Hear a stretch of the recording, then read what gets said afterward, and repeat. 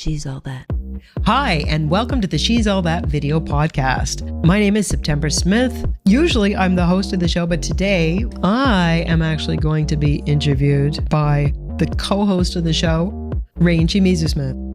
Hi everyone, I'm 𝐏𝐶𝐞𝐯𝐞𝐬𝐭. I'm an admin member at 𝐾𝐨𝐝, the sponsor of the She's All That podcast. And today, like we said, we're turning the tables. I'm asking September all the juicy questions about her areas of expertise.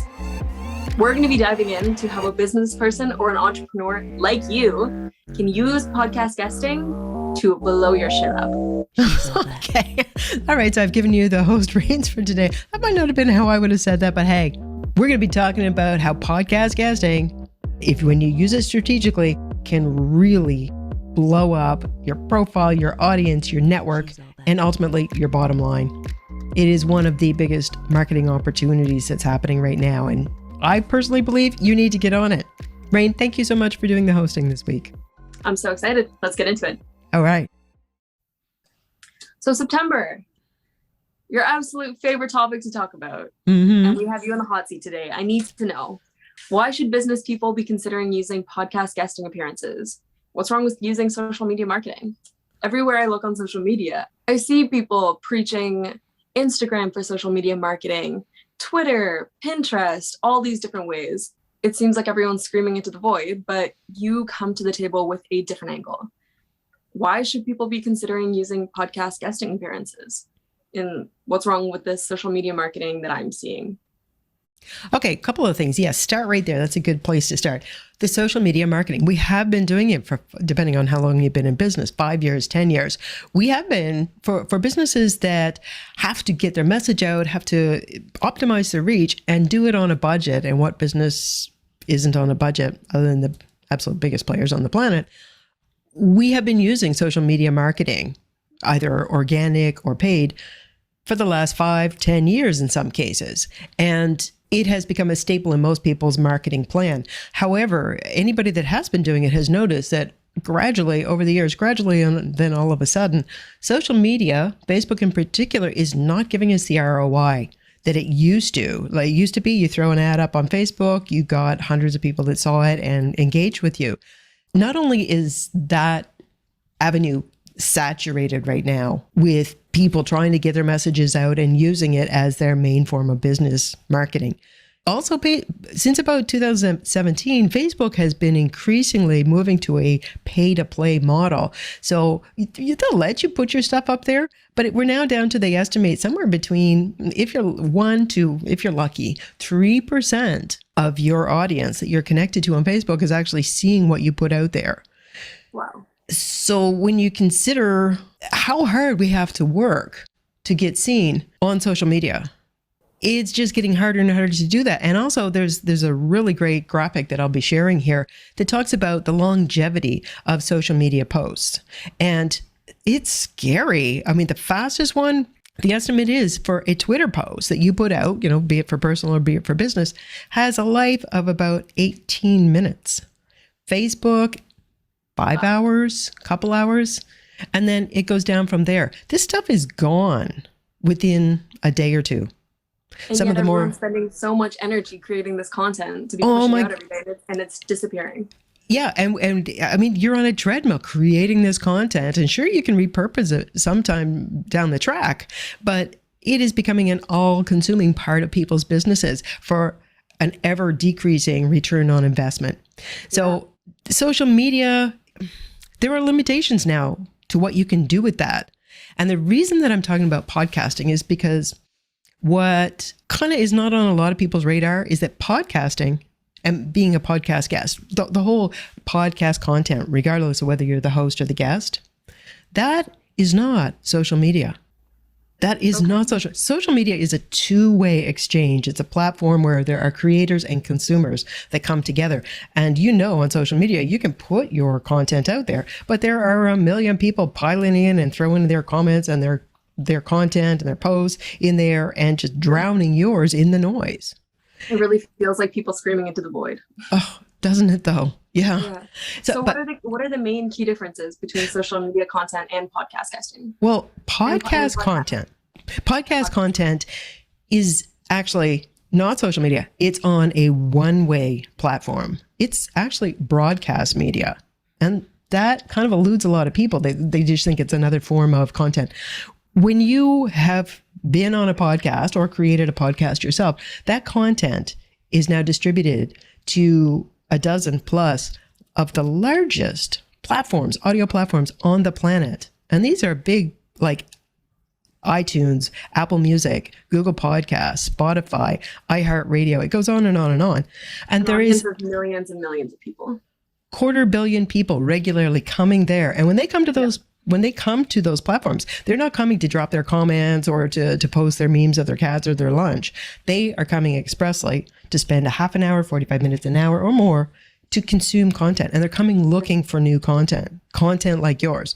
So when your content is there, it's curated. Think of it like Netflix for audio.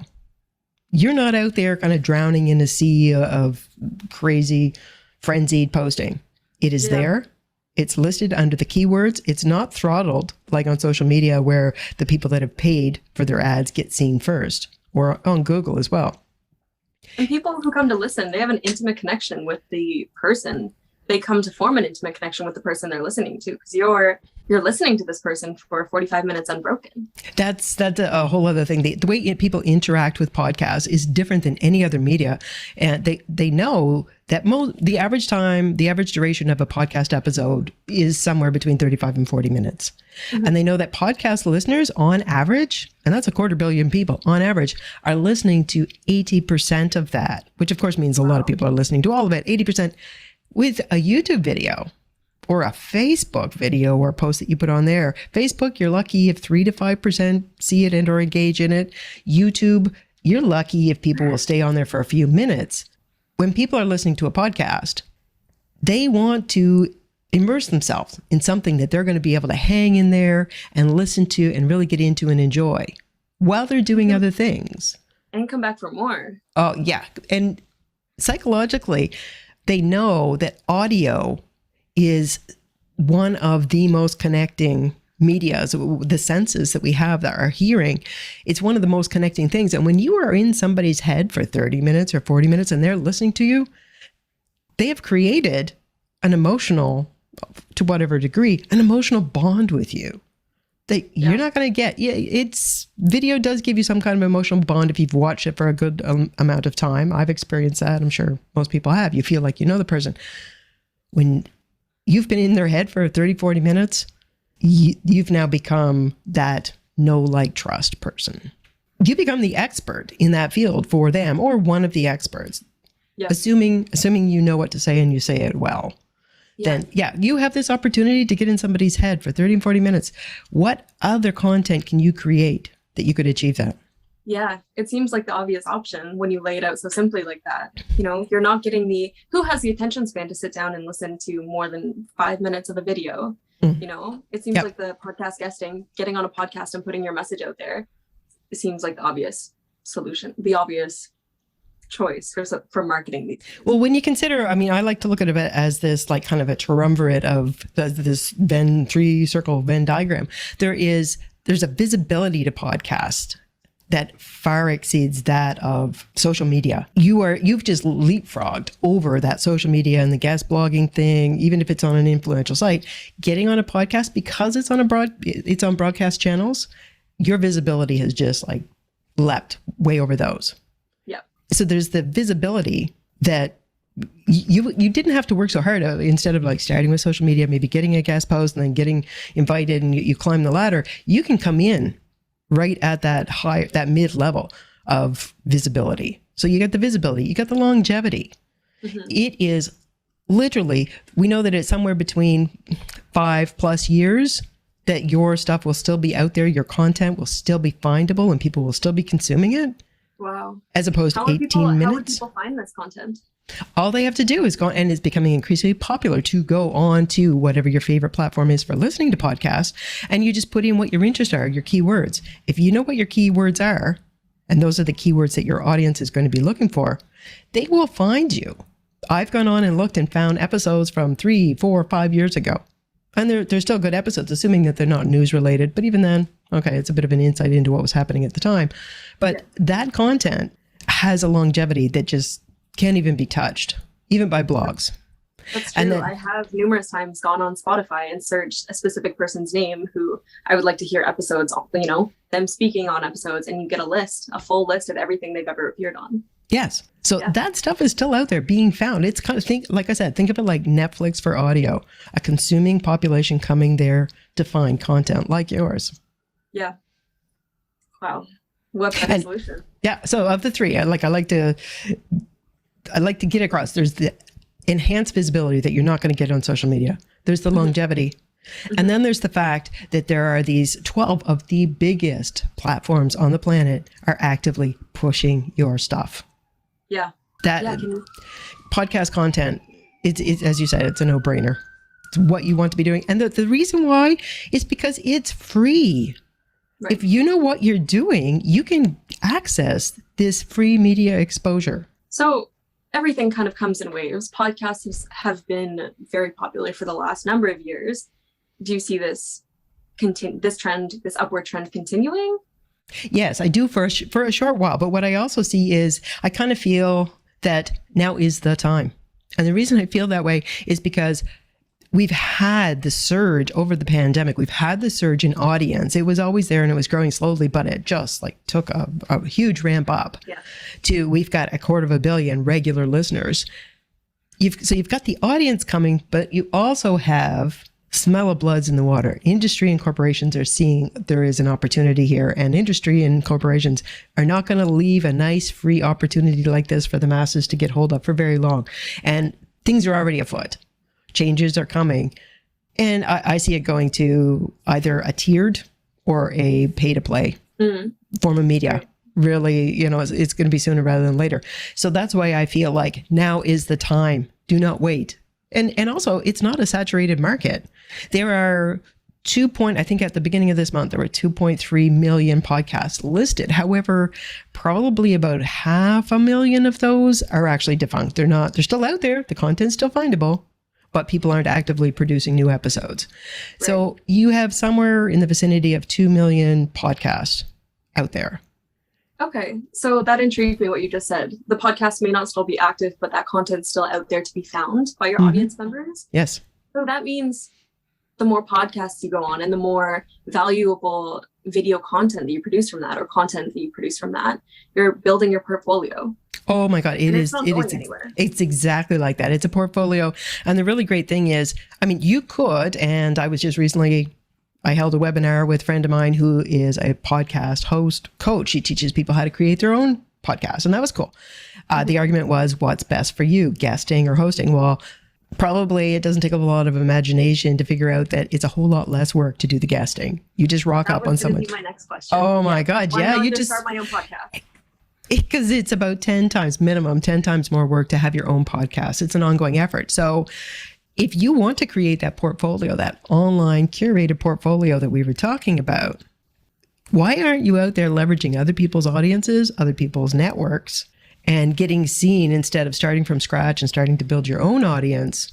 Yeah. Get out there, drop by. I laughingly say that it's a matter of, swing by once a month for an hour or two, drop your interview, and then go away while they do all the work to create that episode. They'll let you know when it's coming out, and then you put some effort into helping co-create or co-promote the show. Yeah. And that's all and for that, you now have the social proof. You definitely should have that now on your website to show the podcast shows you've been on with links so people can go and consume that.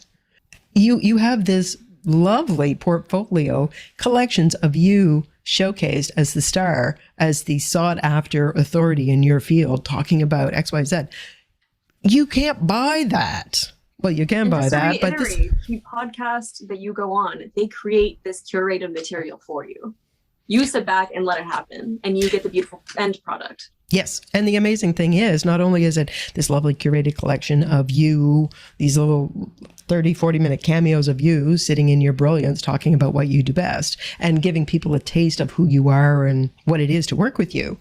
Every one of these episodes and every one of these platforms point back at you, your website, and your links. So even into the future, people can still find your website. They can find the links to your offers, to anything it is that you're selling. And in addition to that, it's really a great thing for the SEO of your website, because to That's have something people pay for, to have their links out Absolutely. there for Yes. people to find. for links pointing back at your website. Yes, this is really great, especially links that come from platforms or websites with really strong domain authority. And Google Podcasts and Spotify and all of those channels have some of the highest domain authority on the planet. So yeah, it's an incredible boost to your business, your profile, your SEO, you name it. It's such a valuable thing to have. Yeah. So I'm just wondering, it seems pretty easy to get on a podcast. So what's the need for a special training program? I jokingly say that's both a good thing and a bad thing. It's really easy. So there is a very low barrier to entry. Unlike, say, television or getting in someone's summit, it's easy to get in. But where that's the downside is that... Okay, so devil's advocate, it's pretty easy to get on any podcast. So what's the need for a special training program? Well, first of all, it's not easy to get on any podcast, but it is easy to get on a podcast, because when you've got 2.3 million podcasts out there right now, there are a lot of people who might just wander up and ask you to be a guest on their show. And you might just think that's a bucket list item. Hell yeah, I'll do that. So that's kind of akin to, say, give the analogy of it's pretty easy to get behind the wheel of a car with no prior experience and drive it. Like, there's the car, here are the keys, away you go. But you know what? There's a similar outcome and there's a pretty slim chance of success. There's a very good chance it's going to be a train wreck. And the difference is that when you go on a random podcast, you're not prepared. You don't really know what it is to be a guest. You don't have all the elements in place. No one has a lot of control when you're a podcast guest. The host has the control. So you're kind of playing this game of needing to know what it is you want to say and keeping the conversation going and being engaging and hoping it all kind of goes in a way that stands to be a beneficial piece of content for you and your business. If you don't know what you're doing and you don't know what you want to say, and the host doesn't know what you want to say or what your goals are, there's like almost no chance that it's going to end up like that. So just going on a podcast, not only does that not stand you in good stead, if somebody finds that podcast, all it's going to do is confuse them. They're not going to know who you are, or they're not going to get your brand message. Right. They don't know why you matter to them.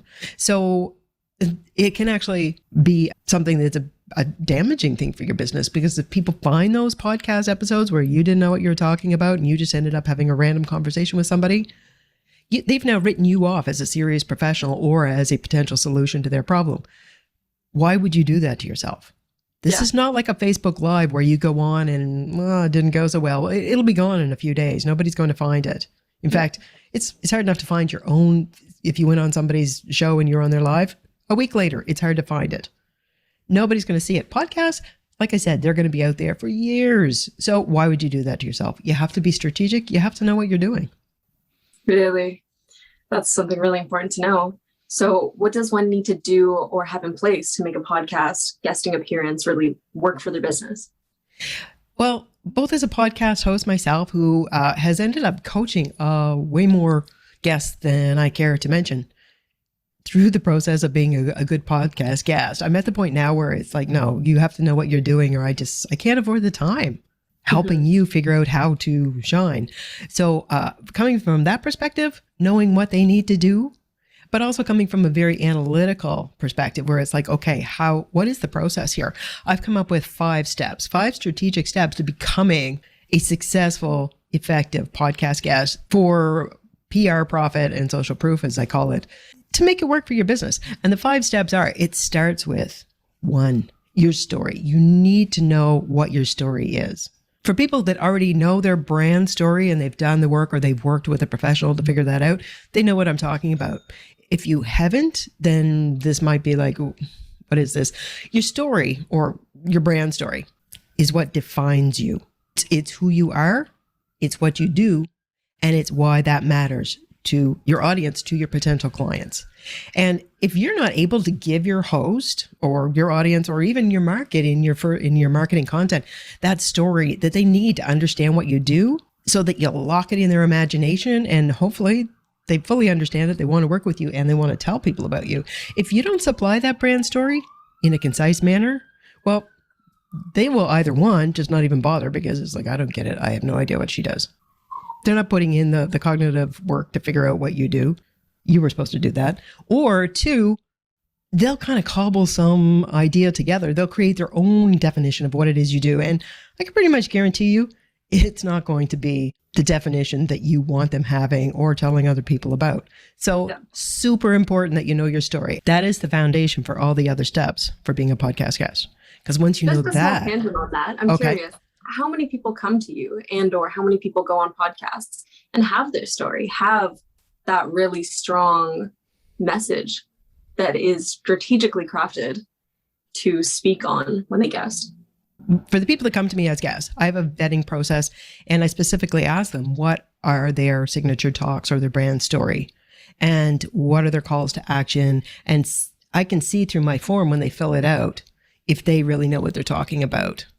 And also they send me their one sheet you definitely have to give me your square, high definition, high resolution, great headshot that I can be using. So that tells me that they're a professional. They know what they're doing. This is something that they're used to doing. They've got a goal. This isn't just a random, I'll be on your podcast. Yeah. So that is how I can vet it. It's quite easy to see who knows their story and who doesn't know their story. And if you don't know your story, you're not ready for this.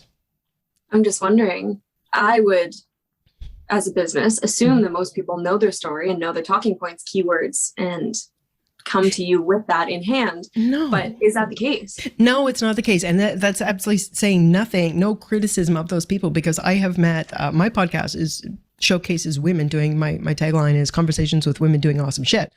And I see these women, they know their shit.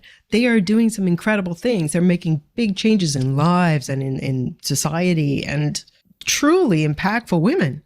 However, really, when you think about it, what in life causes us to sit down and analyze and actually articulate what we do and the magic that we bring?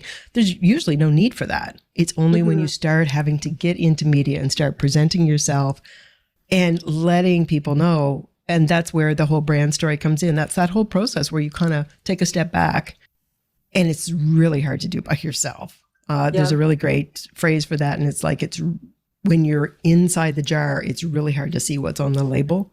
We are so much in our own brilliance. If we wanted to tell somebody what it is, unless you've gone through the process of defining your brand story, usually with someone else, it's hard. You've never articulated it yourself. You've never had to. I'm just me. Well-crafted way. Yeah, I do what I do. Yeah. And the people that I work with they probably haven't heard the brand story, or they couldn't probably give you the brand story. Right. But they know you're amazing. But you have to be able to articulate that. And to do that. To me like more people do not need that help to craft their strategic brand story. Yeah. Yeah. Because we don't learn that in school. You have no reason to do that until you start wanting to present and get yourself out on media, like podcast guesting. Okay, I got you on a bit of a tangent there. You were explaining the 5 parts to your program. Okay. We just touched on the first. The first, and the keystone, the foundation of it all is your story. Once you've got that and you know what it is you need to say, that messaging you need to get across in your interviews, now you know, okay, I have to go find I have to find the shows that are right for me and my message. So now that you have the story, now you've got the context to start your hunt.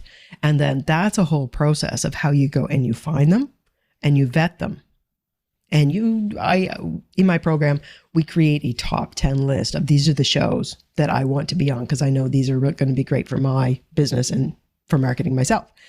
Once you've got that, then you have to pitch them. That's step 3. So knowing how to pitch a show in a way that's going to get you booked.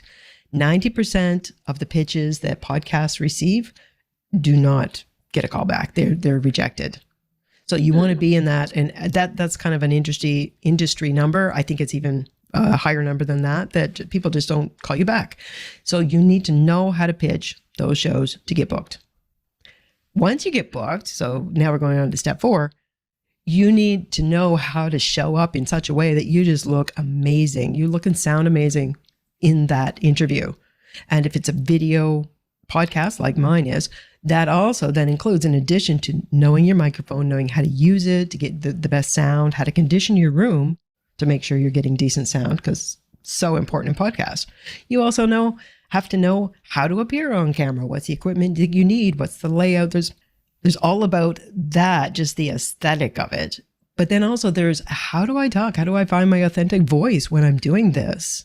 That's, again, kind of like your story. That's something that we never really had to think about. So for some people, it's pretty easy, but for other people, it's a huge challenge. They're not comfortable speaking. Either they're not comfortable on the mic or in front of the camera. Mm-hmm. And it takes a bit to get them to the point where when they do that guest appearance, they just rock it. Yeah. And the Sounds fifth, like a lot of strategy involved and a lot of tech geekiness that is right up your alley. Yeah, I love that stuff. But that's the thing. I don't want people to get way in the weeds on it. I will help you figure out what is the right set of equipment for you. That's kind of the best combination of ease of use, best price, and best results. Because totally. I don't want that to be an obstacle in somebody's journey to becoming a podcast guest. Now, right. The final step in the 5 steps that I've identified, and this is the one that most people miss when they do go on a podcast, is what to do with it once it drops. You cannot rely on the host or the show itself to make you famous with your podcast episode. You have to have a marketing plan in place for what you do every time you get an episode, how to leverage it right then when it launches, when your podcast episode comes out, but how to continue doing it on an ongoing basis that builds your profile and your brand. Right. And how long after your podcast airs are you supposed to be keeping up with that? You could be making bank on this for months and years to come. Wow. Like there are people I know who have scored a really great show, and they, with a high profile host or a show that in their industry is quite the score. You can keep using that for years. You can be using the pictures, you can be using the thumbnails, you can be using sound bites. You're associating yourself. And that's one of the big benefits of podcast guesting is you are associating yourself with the network and with the profile of the host. Okay. So I'm curious. This sounds like the perfect solution, like I've said before, but what kind of business is podcast guesting actually feasible for? Of course, the easiest thing is if you are a service business and your face is out there, getting on a podcast is totally feasible. And okay. If you've got 1 or 2 key messages, that brand story, mm-hmm. that is like this little encapsulated nugget of this is who I am, perfect for you. Service industries, it's great. A lot of people wonder like, oh, but is it good for every service? I have been really kind of happy to see that there are services that aren't that intuitive that are actually really building their business using podcast guesting. Like for example, real estate. Well, that's maybe not so intuitive, like real estate and podcasting. Why would somebody listen to this? There have been a number of people who have made themselves stars in their own state or province or even country on the back of their podcast guesting. As a real estate person, they get on, and every one of the episodes that they're on, they're displaying their personality, how easy it is to work with them, how knowledgeable they are, and basically painting a picture for the listeners as to how they can help their clientele. When you do that and the other 1,000 people around you that are your competition are just handing out business cards or have a website, you stand out as the go-to expert. It paints such a full picture and you get that backstory and, intimate details and you relate so much more to the person. I find persons listening. Yeah. And what for us as a professional in your own area of professional expertise, you don't think it's a whole lot. Guaranteed, somebody who's not used to, like your clients, say in the case of real estate, they don't know a lot about it. You just drop a couple of gems about, what they need to be looking out for or how you help them or what's happening in the market right now. You're a genius to them. Wowed.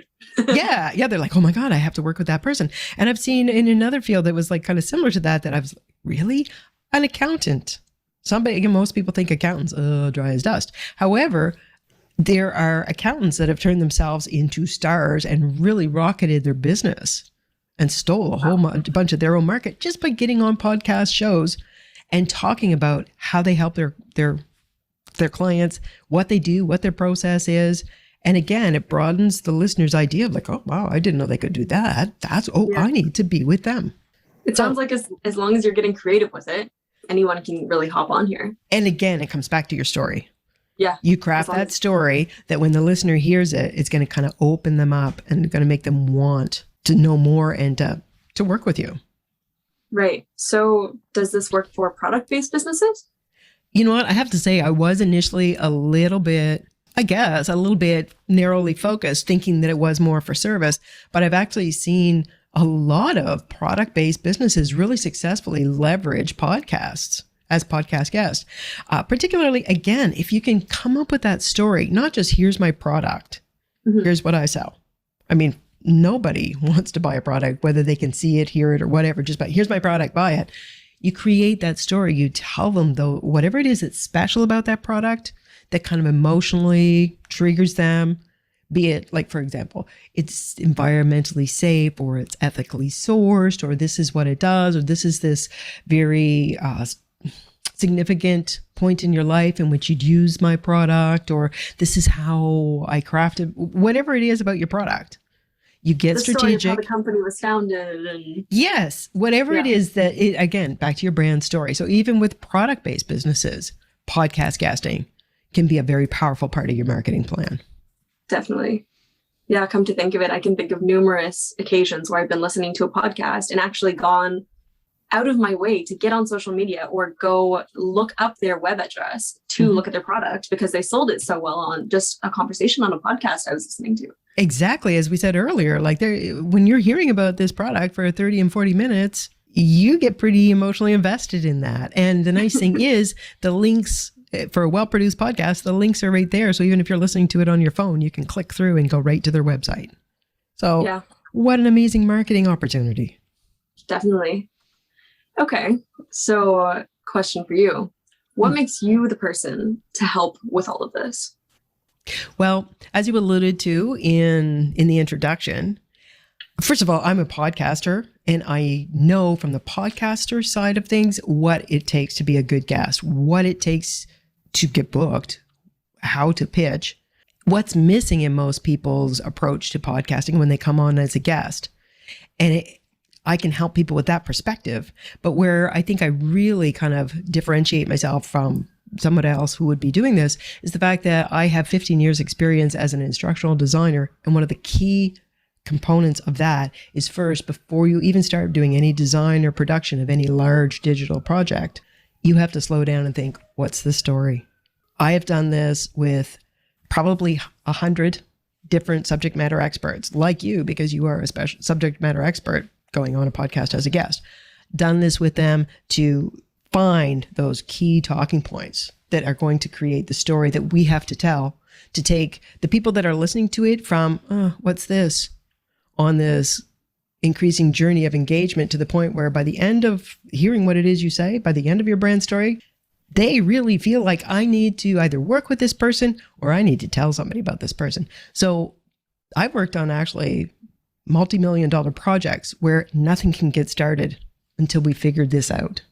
So I've got a decade and a half of experience doing this, and this is what I bring to helping people find what is your brand story.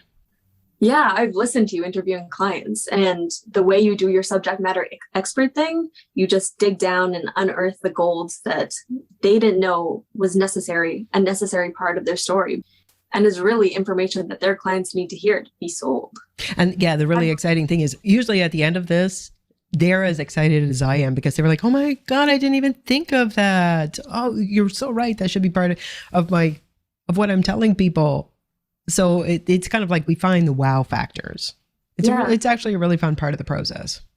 Well, throughout the conversation, you keep, oh, what about this? Oh, what about this? And it's all things that they get really excited about. And they're like, that's it. Yes. There is always a eureka moment. There is always a, that's it. Multiple, always. Yeah. How is it that you do that? Again, it goes back to 15 years of experience doing it with hundreds of people. I don't know. It's like over the years, you just develop kind of almost like a bloodhound's nose for the details, and you keep digging until you find it. Because I want to find that story that's going to blow people's minds when they go, oh my God, you do that? And you have to dig for that. Damn. I love listening to that process. It's so beautiful. Okay, next question. Are there other companies in this field helping with this?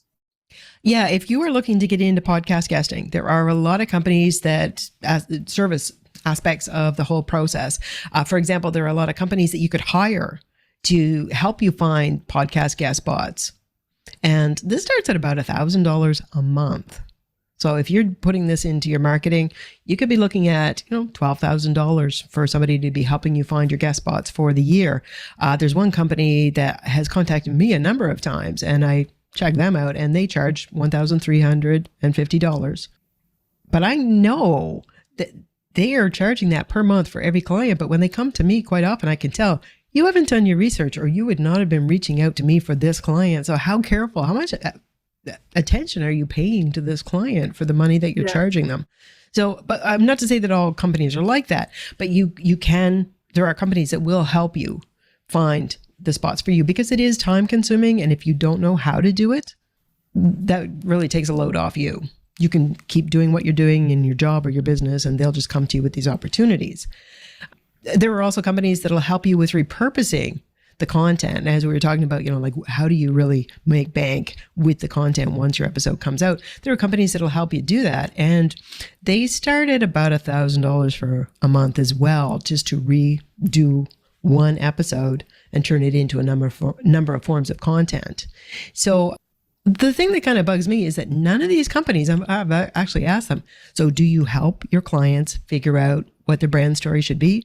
And generally the response is, oh, no, we don't do that. We just help them do X. If they want to figure that out, they can go hire a branding coach, or they can hire a copywriter or a marketing coach. No, we don't do that. So yeah, there are companies that will help you with it, but I kind of saw the need for there, as I said, those 5 steps that people, when you're getting started, you need to know what to do and how to get these things in place. Yeah. And that's why I've put together my program to address those gaps. It sounds like you're bringing together all the necessary components in a really easy, straightforward manner. You're the expert, and you don't have to be running around going to all these different services and breaking the bank ultimately. Yeah. And figuring out which of these services I need, because you don't know what you don't know sometimes. Definitely. Okay. So what's involved in your podcast guesting fast track program? Break it down for us. Tell us the structure, what's involved. Okay. The bulk of it is 4 weeks. That's why I call it the fast track. And in that 4 weeks, we're going to start, of course, with your story. We bring you in, find out what your brand story is, and that takes pretty much the whole first week. I don't want to skimp on that. We got to make sure we know what we're talking about, because like the big projects I've worked in the past, you don't get started with second and third step until you know that you've nailed down where you're going. So the first week is that. The second week, we get into this is how you find the shows that are right for you and find your process and help you create your top 10 list of shows that you're going to want to try to. Step 3, pitch. We work on your pitch. We give you templates and also your personalized approach to how you're going to pitch shows, the shows that you've identified you want to be on. So we've got the story, the shows, the pitch. Then we work on ahead of time. We're going to give you the links for you to get the equipment that's right for you. We'll do a quick survey to make sure that this is right for your circumstances, your business, your space, and you'll have your equipment. We're going to work on how to use it so that you effectively sound great and look great if you're going to be on camera. And video podcasts are becoming more and more prevalent. I believe it's something that you have to keep on your radar for the future. So knowing how to look good on camera is also going to be key. And finding your authentic voice. This is the point at which we start working on practicing. So by this time, we're moving into the 3rd week. We're practicing your brand story and how you're telling it and how you tell it on the mic. But I also have guest experts who are going to be coming in starting in week 3. They're people who are experts at media, speaking from the stage and doing that, how to get booked doing that, but how that works with your podcast guesting, how you can leverage one to help the other, and they can be symbiotic. Another guest is going to be talking to us about getting TV coverage. Oh, nice. Yes. How you can take your podcast guesting and leverage it into TV coverage. But these things are also symbiotic, and the TV can then help you with your podcasting, because as much as you might think of it as kind of a hierarchy of things, and TV is seen as like the most prestigious kind of media, a lot of people who have full access to TV anytime they want to have it are getting on podcasts.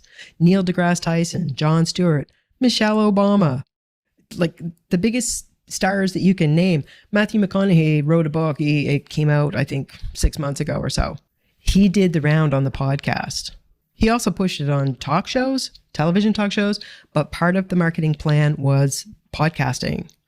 So that is going to be, we're going to talk about getting on stage, how that works with your podcasting, getting TV coverage, how you can make that part of your media plan. And then the final guest expert is going to be telling us how to get publicity on all of this. So that by the time you finish, not only are you ready to kill it as a podcast guest and really start making it work for your business, you also have a broader picture of where you're going with this in the future and how you're going to start integrating it into any of these other modalities that you see as working for you.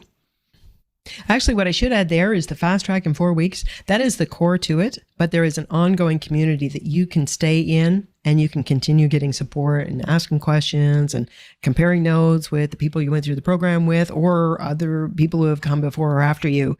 So it's not just 4 weeks and push you out the door.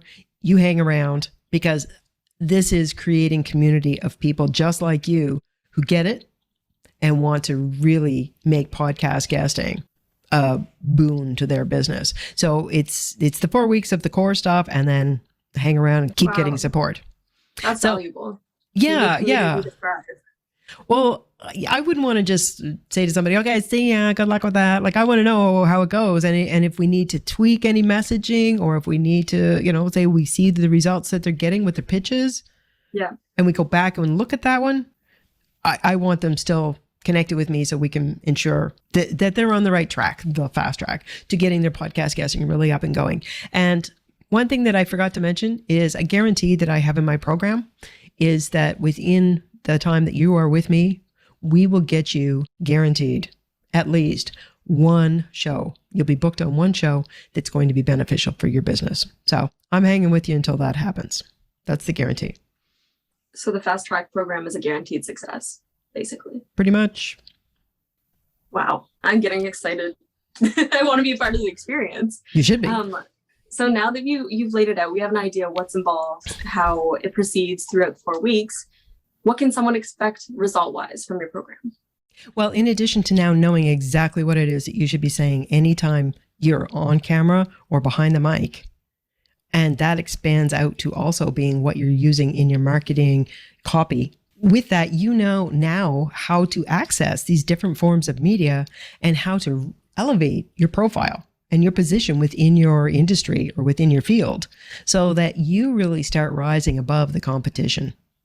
When people find you, you're not just somebody with a website or a Facebook group or a social media page.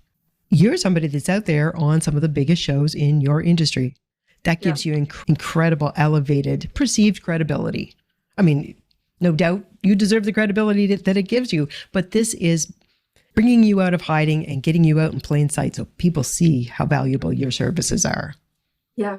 And you now know how to access all these different medias to really make that spin, because quite seriously, as we said way back in the beginning, social media is having ever decreasing value for us. We can't leave it yet. It's kind of like fossil fuels. We're not ready to make the leap. We still need it, but it's not good for us. It's not helping us like it used to. So you have to start moving forward with better and more high profile forms of media. And that's what the podcast guesting fast track program is going to give you. Would you say, I know we've touched on this briefly before, but being a podcast guest and having that opportunity to speak to an audience, does that give you a little bit of cred or a little bit of an edge over competition? There is. And that's something that I often see people they haven't quite wrap their head around. I mean, in the last 5 to 7 years with Facebook Lives, people have gotten so comfortable with just holding up their phone or talking into the webcam and creating video content, live video content. It's so speaking to your audience, doesn't that count? You are speaking to your audience. You are. That is when they already are your audience. It does not attract somebody who's not your audience nearly as much as it used to. Before, when Facebook Live was really in its early days, if you saw somebody was live on Facebook, it really grabbed your attention. You wanted to see, oh my God, who is it? What are they saying? Literally everyone, and in some cases their dog, is on a Facebook Live nowadays. We're not that interested unless we're already in their audience. Podcast guesting gives you the ability to have people discover you and become part of your audience. And there, in addition to that, the whole thing of the interview is something that you really have to kind of think about. If you're just holding up your phone and talking into your phone like, hi, it's me and I'm doing blah, blah, blah, blah, blah. It's just one person going, I'm amazing. However, psychologically, the whole format of the interview is the host, the question asker, who owns this stage and owns the mic, not only giving permission to the second person to speak, they are asking their opinion as an esteemed expert. And psychologically, that actually triggers in the mind, subconscious minds of the audience, it triggers a perception of elevated status. This person is an authority. This person should be listened to.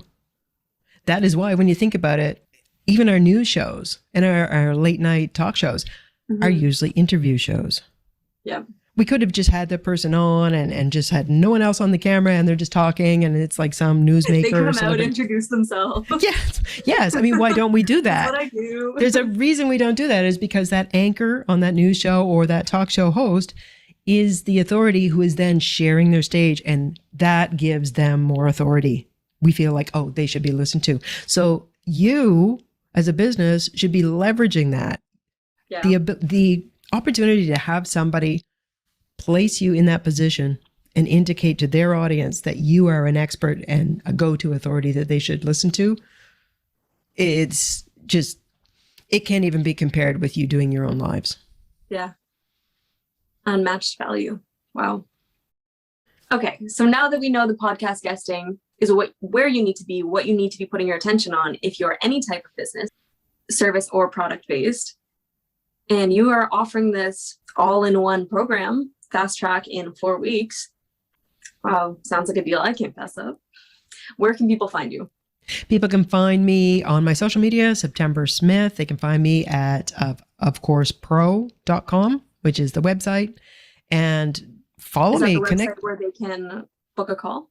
Yes. To find out more about this fast track program? We'll drop the links. We'll have them here. Here it is on the screen. Links where you can book a call and we can talk about it, because I guess there maybe is a really small chance that maybe your business isn't right for podcast guesting. I would like to explore that and let you know and save your time and money ahead of time. But I challenge you to come up with a business that there isn't a niche for in the world of podcasting. So yeah, get in touch with me. She's all that. Yeah, book a call and let's talk about it. And let's get you fast-tracked to the point where you are getting the benefit from podcast guesting within 4 weeks. Wow, this all sounds amazing. Thank you so much for being in the hot seat today, September. It was lovely talking to you.